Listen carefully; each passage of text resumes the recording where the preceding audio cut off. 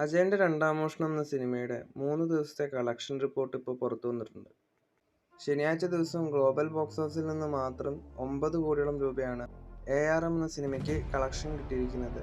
3 ദിവസം കൊണ്ട് 23 കോടി 75 ലക്ഷം രൂപയാണ് ടോട്ടൽ വേൾഡ് വൈഡ് കളക്ഷൻ. ഇന്നലെ ഒരു അവധി ദിവസമായതുകൊണ്ട് തന്നെ കേരളത്തിൽ നിന്നും 4 കോടിയോളം രൂപയാണ് സിനിമ കളക്ഷൻ നേടിയിരിക്കുന്നത്.